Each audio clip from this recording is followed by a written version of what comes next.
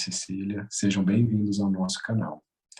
Teremos a palestra hoje do nosso irmão Rui Meirelles sobre o tema Por que é necessário que venha o escândalo? Que Jesus abençoe a todos e boa palestra. Sintonizados com as esferas superiores, vamos neste momento agradecer ao nosso Mestre Jesus por mais esta oportunidade de nos encontrarmos reunidos em seu nome. Que possamos, Senhor, estarmos com o coração e a mente receptivos à sua mensagem, que tenhamos sabedoria, entendimento e principalmente atitudes no bem para com nossos irmãos de jornada. Que Jesus, nosso Mestre, nos abençoe a todos e que esta noite, Senhor, possamos mais uma vez, com o coração aberto, ouvir e assimilar os teus ensinamentos. Que assim seja. Meus queridos, nós hoje trouxemos para nossa reflexão o Evangelho de Jesus. Evangelho este que é o alimento, ou deve ser o alimento para as nossas almas. O Evangelho que é esse roteiro de palavras eternas, de sabedoria, de orientação. Eu sempre digo que nós usamos hoje no celular, no nosso automóvel, para nos localizarmos de algum endereço, o GPS. E o Evangelho é o maior GPS que nós temos. Ele nos dá a rota, ele nos leva para os lugares corretos e com detalhes, sem nenhum equívoco que normalmente acontece com o GPS do nosso celular ou do nosso carro, né? Então esse Evangelho, ele deve ser cultivado em nossos corações. Eu sempre digo para os meus amigos, e primeiro para mim, de que em qualquer situação que nós estejamos, abra um Evangelho. Abra o Evangelho, que nós achamos muitas vezes que é de uma forma aleatória, mas nós não sabemos onde estão as mãos de Jesus. Não há nada de aleatório quando eu abro um Evangelho, leio uma passagem dele e ali está o sustento para a minha fraqueza, o alimento para a minha fome e o amparo para as minhas pernas trêmulas. Então é muito importante que nós nos recorramos em todos os momentos do Evangelho de Jesus. E é tão interessante que o Evangelho de Jesus, apesar de ter estado entre nós há mais de 2000 anos, o que está acontecendo nesse momento? Nós estamos aqui reunidos por causa desse Evangelho. E muitas vezes nem percebemos, nem atinamos para esse processo. Parece que fica quase que uma coisa automática. Mas quem nos trouxe aqui hoje foi o Evangelho de Jesus. De uma forma porque o vivemos e temos que buscá-lo constantemente. De outra forma porque ainda não conseguimos vivenciá-lo, então buscamos o socorro. Buscamos o amparo, buscamos o carinho, buscamos a ajuda de uma maneira geral. Quando nós falamos do Evangelho de Jesus, algo tem que ficar bem claro na nossa mente. Jesus não falou para corpo. Jesus não falou para situações materiais do cotidiano nosso. Jesus, toda a sua mensagem foi direcionada a nós, espíritos imortais. Então, se eu quero resolver uma questão material, vou lá no Evangelho, que lá está Jesus me ensinando como fazer a coisa. Não, nós não vamos encontrar isso. Ali tem as orientações para nós solucionarmos todos os nossos problemas, porque todos eles, que sejam problemas materiais, originam-se de um espírito em desequilíbrio. De um espírito que não conseguiu achar o seu roteiro, de um espírito que ainda está sem entender a si próprio. Por isso o Evangelho cuida dessas duas situações. Então, quando nós vamos ler o Evangelho, nós não podemos ler com esses olhos, e não com o entendimento do cérebro, mas do coração, do sentimento. E hoje nós trazemos a reflexão para todos nós nessa noite, está do capítulo 8º do Evangelho segundo o Espiritismo, no capítulo Bem-aventurados os que têm puro o coração. Nós vamos ver a relação que tem, a mensagem que nós vamos refletir sobre ela com essa pureza de coração. E o título da nossa reflexão é: por que é necessário que venham os escândalos? Porque é necessário que venham os escândalos? É uma pergunta que nós fazemos a nós mesmos. Apesar que Jesus não fez essa pergunta. Jesus afirmou que é necessário que venha o escândalo. E aí a gente pergunta assim: mas Jesus, o espírito mais evoluído que já reencarnou no planeta Terra, por que Jesus diz que é necessário que venha o escândalo? Então, alguma coisa nós temos que entender nisso aí. Porque ele diz que é necessário. O que é uma coisa necessária? É algo que nós precisamos dela. É necessário que eu coma, é necessário que eu repouse, é necessário que eu trabalhe, porque nós precisamos de tudo isso. E como que o escândalo é necessário a todos nós? O que Jesus quis dizer com isso? Este é o problema. Como os Espíritos nos dizem que nós não podemos nos ater à letra da lei. O que ele quer dizer com isso? Eles querem dizer que eu não posso me ater à forma de ler, mas interpretar aquilo que eu estou lendo. E vejam bem que nesse capítulo, nesses bem-aventurados que têm puro coração, ele começa falando para deixar vir a ele as criancinhas. Deixar vir as minhas criancinhas. E a gente fala, mas o que tem a ver com pureza de coração? Deixar vir as minhas criancinhas. Ele fala do pensamento, do pecado em pensamento, o adultério. Ele está nos chamando para uma outra dimensão do entendimento. Ele já não fala do ato em si, ele fala de pensarmos no ato. Já é um equívoco. Ele fala aqui da verdadeira pureza, mãos não lavadas, que é aquela forma que na época os judeus tinham muito isso pela lei mosaica, né? Você ia fazer sua alimentação, tinha que lavar as mãos, tinha que se higienizar. Claro, é evidente que nós precisamos fazer isso. Mas eles tinham isso como um dogma, como uma coisa que era sagrada. E Jesus não lavou as mãos para comer, né? E aí entra no item que nós vamos refletir sobre ele, que trata dos escândalos. E vejam bem a afirmativa do Evangelho: se tua mão é motivo de escândalo, cortai-a. É a coisa que nós precisamos entender. Ora, então nós vamos ler aqui o item 11 dessa passagem. Diz o Evangelho: ai do mundo por causa dos escândalos. Aí, mais uma vez, eu chamo a nossa reflexão. Jesus diz que é necessário que venha um escândalo. Se é necessário, precisa que venha um escândalo. Aí ele diz antes: ai do mundo por causa dos escândalos. Então, algo que nós temos que entender nessa fala de Jesus. Pois é necessário que haja escândalos, mas infeliz do homem pelo qual o escândalo acontece. Vejam bem, aqui é um parágrafo, não é? Daqui deve dar no Evangelho 3 versículos. E parece que há tanta contradição nessa fala de Jesus. Em 3 versículos.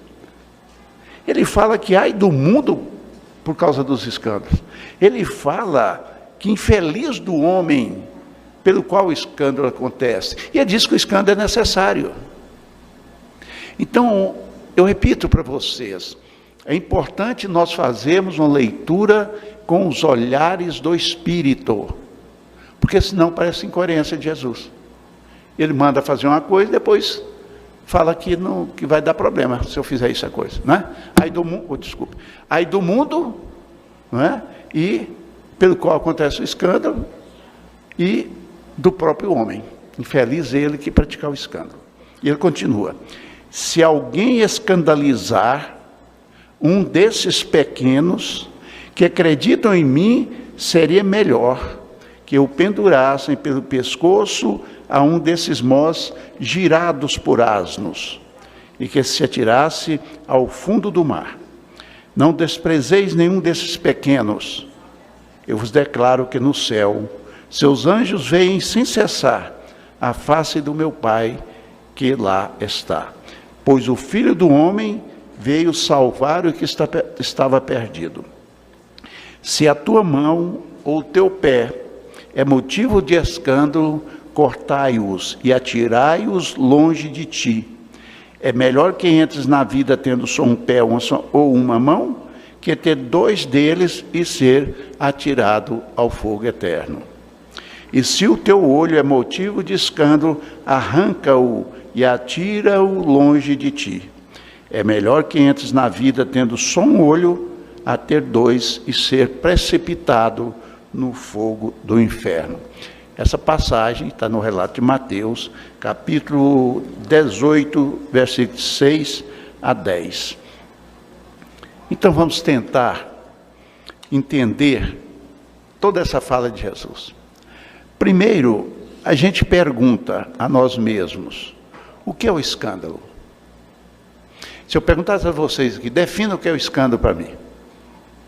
Seguramente nós íamos dizer que escândalo é toda ação que tem grande repercussão. Por exemplo, se uma pessoa adentra esta sala, gritando, agredindo as pessoas, quando nós saímos daqui, nós vamos falar assim: vocês viram o escândalo que aquela pessoa praticou? Eu estou na rua, dirigindo o meu carro, e alguém dá uma fechada sem nem me ver, eu desço do carro e quero brigar, eu quero agredir. Alguém fala assim: nossa, mas aquele senhor está fazendo um escândalo ali. Então é essa ação nossa, essa ação má, essa ação que traz uma repercussão negativa, né? É um fato imoral, um fato revoltante, né? Uma ação vergonhosa, leviana nossa. Isso é a definição de escândalo, né? Agora eu pergunto a vocês: essas atitudes podem ser consideradas escândalos? Sim, claro que elas podem ser consideradas escândalos e são escândalos. E como tais, deve ter a nossa repulsa, repudiarmos essas ações. Mas aí nós perguntamos: é desse escândalo que Jesus está dizendo na nossa reflexão dessa noite? Será que Jesus ia ocupar o seu tempo, a sua mensagem, para falar disso? Então, de qual escândalo Jesus está falando? Jesus está falando do escândalo no sentido evangélico. E ao falar no sentido evangélico, Jesus muda todo o panorama do entendimento nosso de escândalo. Lembram que eu falei no início que Jesus não preocupou com aquilo que nós fazíamos naquele momento. A mensagem dele é muito maior do que isso. Muito maior do que isso. E o que é o escândalo no sentido evangélico? Nós sabemos. Nós sabemos desse escândalo na rua aí, né? E no sentido evangélico, que é o sentido que Jesus falou. Aí nós vamos buscar nesse item 11 que eu li aqui agora, do capítulo 8º, um comentário que Allan Kardec faz. Então ele diz o seguinte: no sentido evangélico, escândalo é tudo o que resulta dos vícios e das imperfeições humanas, toda reação má de um indivíduo para com o outro, com ou sem repercussão. Já mudou. O escândalo, nesse caso, é o resultado efetivo do mal moral. Vejam que quando Kardec fala desse sentido evangélico, e foi nesse sentido que Jesus falou, muda todo o panorama da nossa atitude. Todo o panorama da nossa atitude. Então não é mais eu chegar aqui gritando, brigando, desrespeitando as pessoas lá na rua, na minha casa, não é mais isso. É a minha ação, mesmo que não tenha repercussão, mesmo que ninguém fique sabendo dela, de prejuízo ao outro. De prejuízo ao outro. Né? Esse sentido do escândalo que nós falamos em primeira mão, que a pessoa chegar aqui exagerada lá na rua, isso não gera nenhum problema para nós. Eu estou aqui fazendo essa palestra. Se alguém chegar ali, abrir a porta, gritar e dizer que eu estou dizendo mentiras, não vai me afetar. Não vai me afetar. Afeta ela. Eu não vou ficar contrariado. É um irmão, uma irmã em desequilíbrio, precisa de auxílio. Tem que entender isso. Agora, o escândalo, no sentido evangélico, ele vai me afetar. Não é? E Kardec, ele comenta que esse escândalo no sentido evangélico, ele aciona, e aí é muito importante nós sabermos disso, ele aciona uma lei que nos rege, que é a lei de causa e efeito. Então prestemos atenção nos escândalos que nós cometemos no dia a dia. Porque o escândalo, aquele primeiro, eu volto nele, que nós definimos, que é uma definição quase do dicionário, não gera causa e efeito para nós. Pode gerar para a pessoa, mas o escândalo no sentido evangélico gera para mim e para o outro uma chamada lei de causa e efeito. Nós somos chamados à lei de causa e efeito. Voltemos um pouco no comentário de Kardec, né, desse mesmo capítulo, quando ele fala: escândalo é tudo que resulta dos vícios e das imperfeições humanas. Ora, que vícios são esses?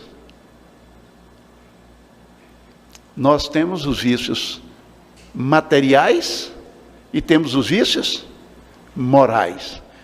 De qual escândalo Jesus está falando? De qual vício que Jesus está falando? Dos vícios morais. E quais são esses vícios morais?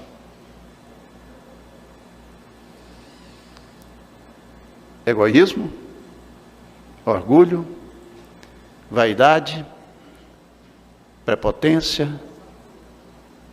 Alguém poderia me dizer mais outro?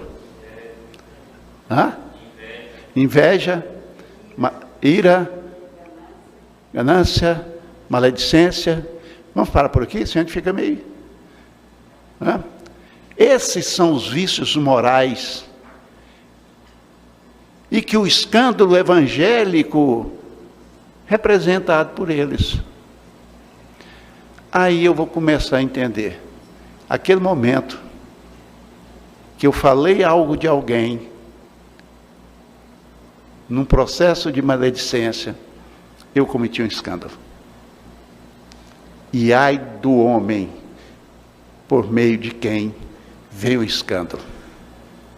Eu sei que alguém deve estar pensando aí, mas é necessidade? Necessidade nós vamos falar daqui um pouquinho. ai do homem pelo qual o escândalo venha. Na questão 913 do Livro dos Espíritos, Allan Kardec formula aos espíritos da codificação a seguinte pergunta: dentre os vícios, qual o que você pode considerar radical? Eu trouxe essa pergunta para nós refletirmos, porque quando nós falamos lá de vícios, né, que sou eu que falo da Kardec, né, ele não fala dos vícios morais, materiais, mas morais. Nós buscamos no Livro dos Espíritos de que vícios os espíritos estavam falando, por causa da pergunta de Kardec. Dentre os vícios, qual o que se pode considerar radical? Aí vejam o que os espíritos responderam. Já o dissemos inúmeras vezes, o egoísmo. Então vejam bem a corroboração da resposta dos espíritos com aquela fala de Jesus. O que realmente vai macular o espírito, que vai trazer consequências danosas para o espírito, é a prática desses escândalos morais, né, que nós falamos lá. E vejam que o mais radical deles é o egoísmo. Na sequência dessa resposta, a gente fica até um pouco preocupado, que os espíritos falam o seguinte, que é um dos mais difíceis de nós nos livrarmos dele. Porque o egoísmo, ele está muito ainda na nossa natureza animal. Porque quando nós falamos de mundo de expiações e provas, nós temos que lembrar que o mundo de expiação e prova está um degrau só acima do mundo primitivo. Então nós estamos muito próximos da nossa origem primitiva.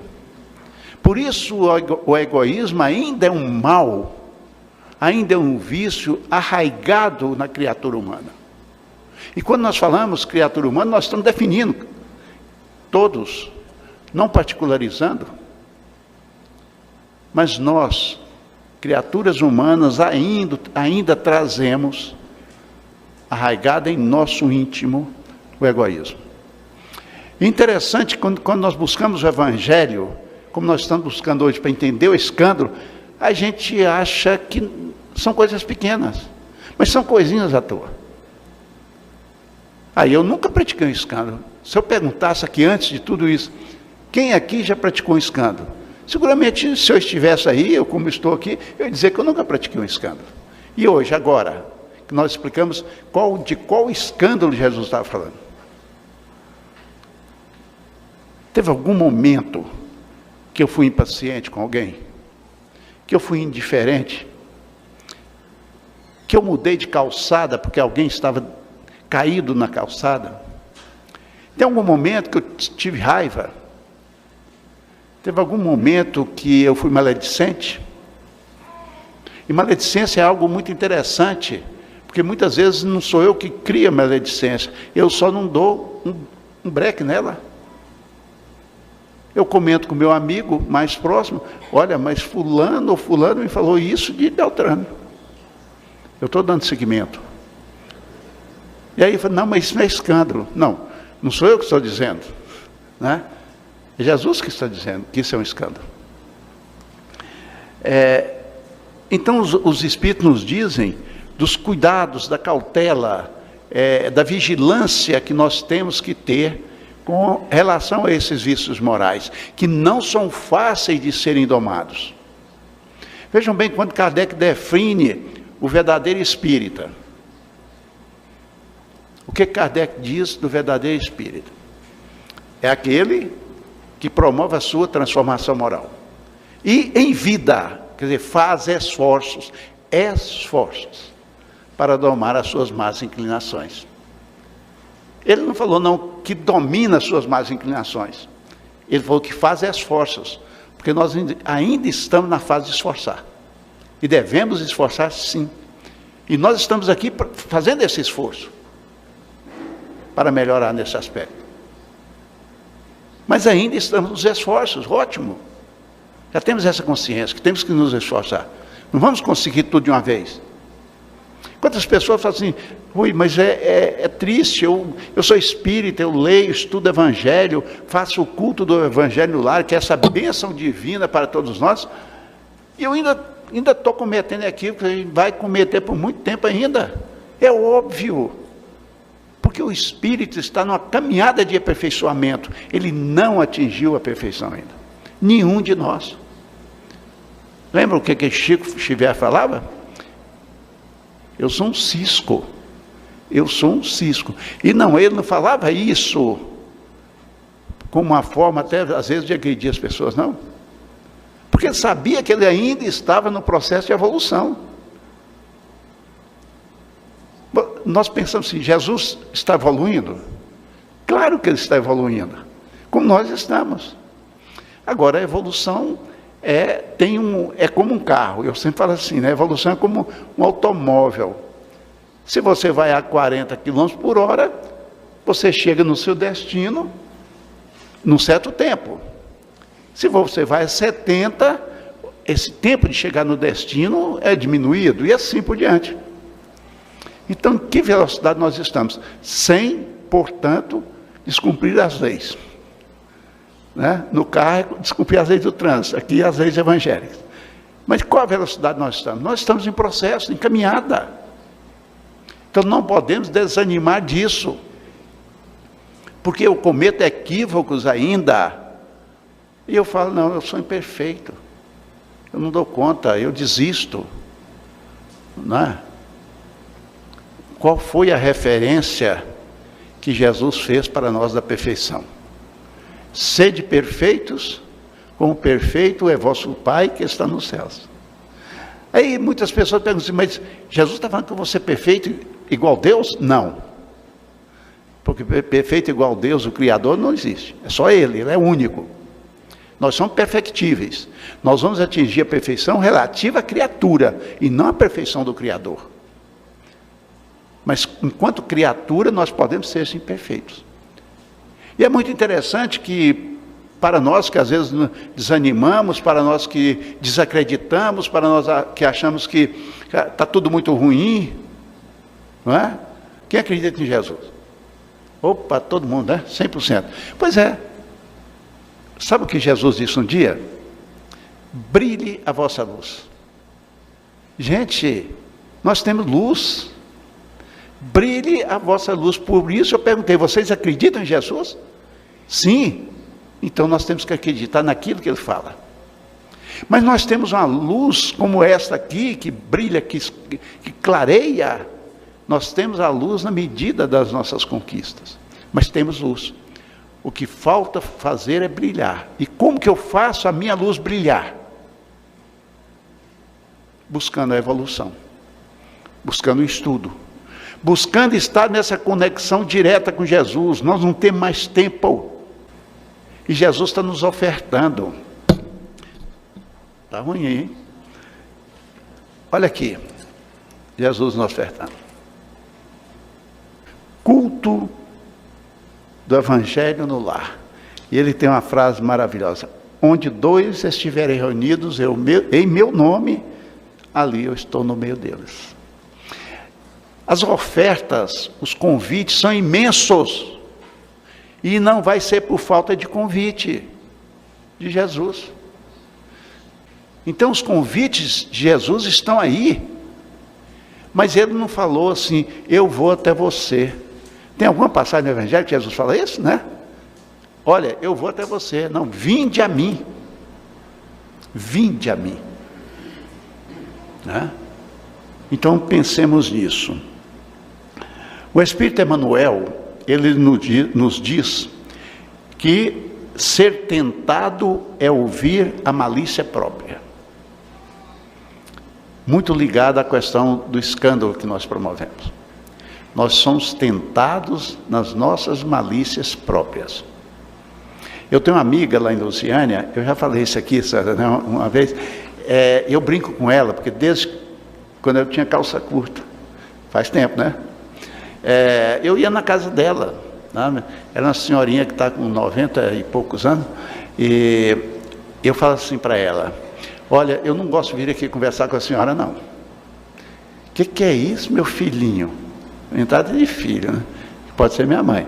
Aí eu falei: não, aqui não tem graça conversar com a senhora. A senhora não deixa a gente falar dos outros. Brincando com ela, claro, né? Gente, todas as vezes que você fala assim: olha, mas eu fiquei sabendo do negócio. Não, meu filhinho, olha, mas aquela pessoa tem essa virtude, aquela pessoa é bondosa nisso, ela é bondosa naquilo, ela não acha defeito. É que a pessoa não tem? Tem, todos nós temos ainda. Mas o que ela faz? Ela vê a virtude que tem. Então, quando nós saímos do egoísmo, do orgulho, da vaidade, desses vícios terríveis que ainda possuímos, quando nós saímos deles, nós vamos ver o quê? Vamos ver o outro com as suas virtudes. Eu não possuo a virtude da paciência, sou altamente impaciente. Então, quando eu vejo alguém com paciência de Jó, eu critico. Porque eu critico é aquilo que eu ainda não tenho. 2 irmãos com grandes deficiências físicas. Eu olhava para eles, nos olhos deles, eu sentia uma alegria de vê-los naquela condição. E aí eu pensei assim: se eu não conhecesse o Espiritismo, eu ia ter dó deles. Eu ia ter dó. Mas como eu conheço essa lei de causa e efeito, que a lei de causa e efeito é a lei de amor, gente. É a lei de amor. É o amor de Jesus para conosco, o amor de Deus para conosco, de nós termos o que nós fazemos. Isso não é amor? Nós somos responsáveis pelo que fazemos. Um pai que assim entende e imprime no filho essa consciência, ele ama o filho. E aí eu olhei e falei assim: mas que maravilha, que maravilha esses 2 espíritos estarem se libertando de uma série de mazelas. Então não tem mais dó. Tem, é amor, é carinho, não é? Com aquela situação. E esse entendimento a doutrina espírita nos dá. Nos dá. E se nos dá a visão do outro, nesse sentido, pode dar a visão a nós mesmos. Pode dar a visão a nós mesmos. Aí eu vou entender que eu ainda sou capaz, mas eu estou lutando. Não é passar a mão na cabeça. Vocês estão vendo muito cabelo aqui? Tem poucos, né? É de tanto eu passar a mão na minha cabeça. Não é assim que se vive, evangelicamente falando. É reconhecendo os limites, mas também reconhecendo as potencialidades, que temos muitas. Então a doutrina espírita nos dá esse conhecimento de nós sabemos que jeito que é a vida. Que jeito que é a vida, né? E o espírita Emmanuel fala de ser tentado. Então a tentação está em quem? Em nós. Nós ainda não a dominamos, né?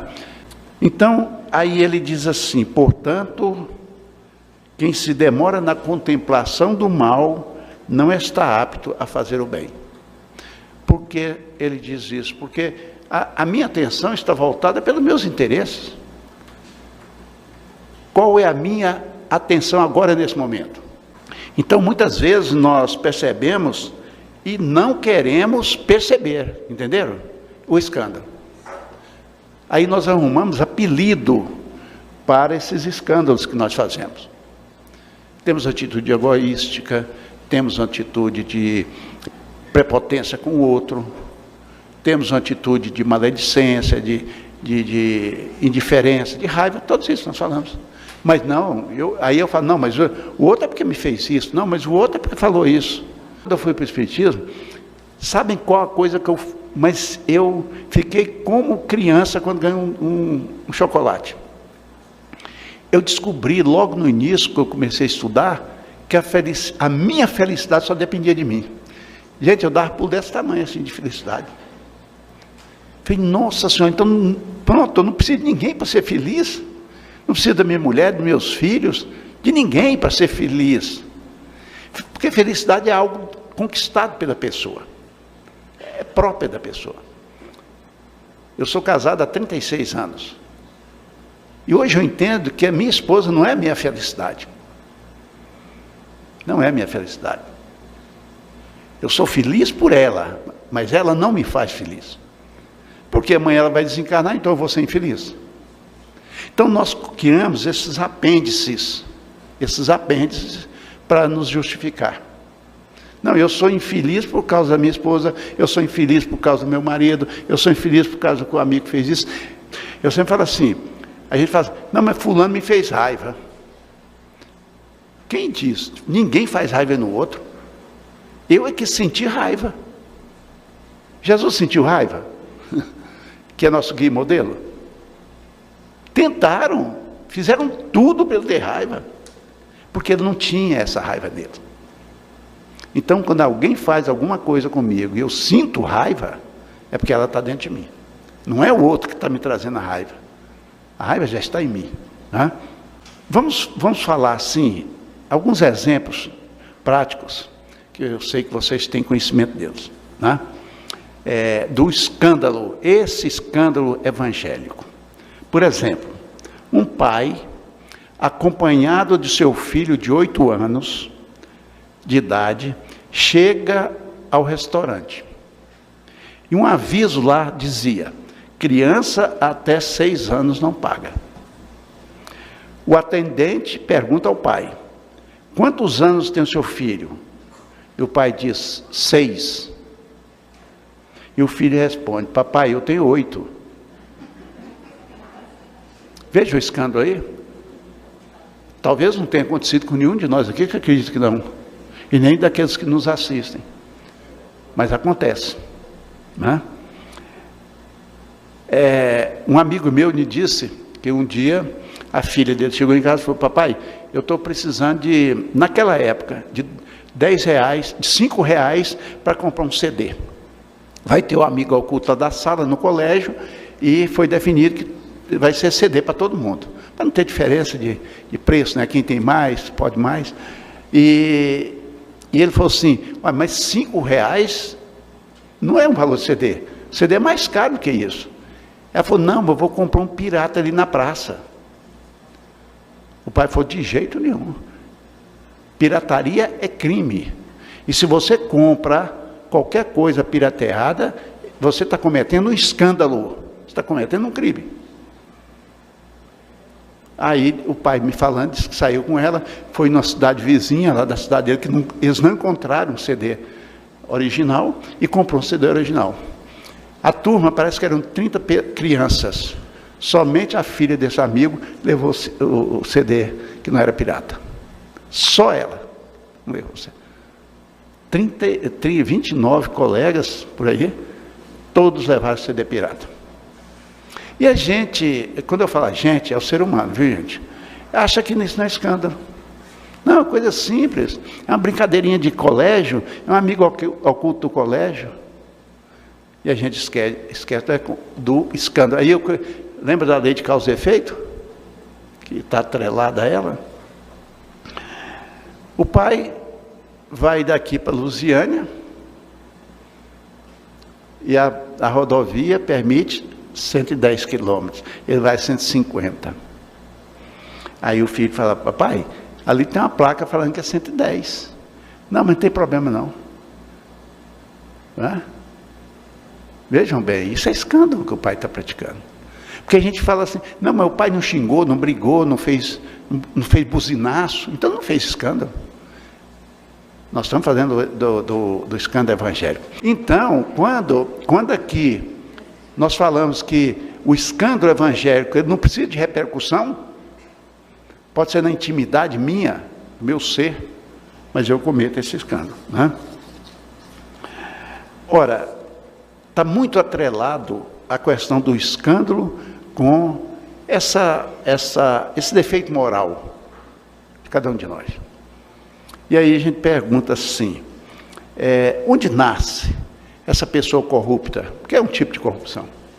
Onde acha essa pessoa, onde ela nasce, essa pessoa que tem essa dificuldade? Né? A gente imagina a primeira vez que ela é em Brasília. Né? Mas não é, é no lar. É no lar que nasce. Esse que escandaliza, esse que é corrupto, né? Nasce no lar. Quando os pais sonegam impostos, compram coisas pirateadas, usam mentiras, falsidades, dirigem sem cinto de segurança, param em lugares preferenciais, não para ele, mas para os outros. E esse tipo de coisa. Porque a questão do escândalo evangélico é uma luta interna. É uma luta de mim para comigo. Não tem nada a ver com vocês. É de mim para comigo. Um amigo meu, o filho dele, menor de idade, sem habilitação, pegou o carro dele. Eu falei para o meu amigo, ele roubou seu carro. Porque ele pegou o carro 3 horas da manhã, escondido do pai, né? A chave estava lá no porta-chaves. Saiu, bateu o carro deu PT. O filho dele não morreu de, vamos dizer, entre aspas, de sorte. Aí esse amigo meu ligou para o seguro. Olha, meu carro foi batido, né? Então eu quero um guincho aqui, porque não tem jeito de tirar do lugar. Né? E a pessoa falou para ele assim, o senhor faz o boletim de ocorrência. Ele falou, para que o boletim de ocorrência? Não, porque o seguro vai exigir. Né? Ele falou assim, não vou fazer não. Quem estava dirigindo era o meu filho menor de idade sem habilitação. Eu não vou fazer o seguro. E não fez. Não fez, o carro deu PT, ele ficou sem o carro. E aí, ele me contou isso, eu falei, gente, esse cara está muito mais evoluído que eu, né? Aí o que acontece? Ele falou, Rui, eu estou tendo uma dificuldade muito grande, porque as pessoas falam, você é louco, você é doido, você perdeu um carro. Ele falou, sim, mas não menti, mas não fiz o escândalo. E muitas vezes nós usamos isso, esse subterfúgio aí, e achamos que não temos nenhum problema, foi coisa à toa. E porque Jesus diz que é necessário que venha o escândalo. Eu sei que vocês já estão pensando aí. Por que é necessário? Para nós aprendermos. Para a nossa evolução. Mas por que isso? Porque ele está falando para um povo que mora num planeta de expiação e provas. Nós ainda fazemos opção pela dor e não pelo amor. Nós ainda não fazemos opção para viver o Evangelho de Jesus. Então, este escândalo evangélico, ele vem para nos despertar. Aí a pessoa usa de egoísmo para comigo. Aí eu vou pensar o tanto que é danoso o egoísmo. A pessoa, ela é imprudente comigo, ela é intransigente comigo, ela me ofende. Eu vou sentir o peso de ser dessa maneira. Então, é para aprendermos. Nós ainda aprendemos com os nossos erros. Nós ainda aprendemos com a dor. Por isso, é sinalizador. A dor nos dando um sinal de que a rota tem que ser mudada. Como Chico dizia, né? Se nós queremos que nos aconteça hoje algo diferente do que aconteceu ontem, nós devemos fazer de forma diferente. Porque tudo que nós fizemos, meus queridos e queridas, em toda a nossa vida, desde que fomos criados por Deus, foi para estar aqui nesse momento. Não foi para estar em outro lugar, em outro momento. Foi para chegar aqui agora, nesse dia de hoje e nesse momento. Que Jesus, nosso mestre inovidável, esse irmão mais velho é aquele que aconselha, né? Cuide de nós. Mais uma vez, gratidão e muita paz aos nossos corações. Rapidinho, um aviso, né? Culto do Evangelho no Lar. O culto do Evangelho no Lar, ele tem uma importância extraordinária para nós. Porque aí não é Jesus que nos convida, somos nós que convidamos Jesus para entrar na nossa casa. Quando nós abrimos o culto do Evangelho no Lar, e que esse culto se estende com perseverança, porque não é só implantar, é manter, é continuar com ele, nós criamos uma aura de paz, serenidade. e que não só fica em nossa casa, estende-se para todos os nossos vizinhos. Ontem eu fazia um estudo sobre culto do evangelho no lar e falava isso. Tem gente que fala assim, mas o que tem? Eu faço culto do evangelho no lar tem 30 anos. É aquela encrenca, mulher com marido, de filho com de irmão com irmão, tem uma briga danada em casa. Aí eu falei assim, já pensou se não fizesse?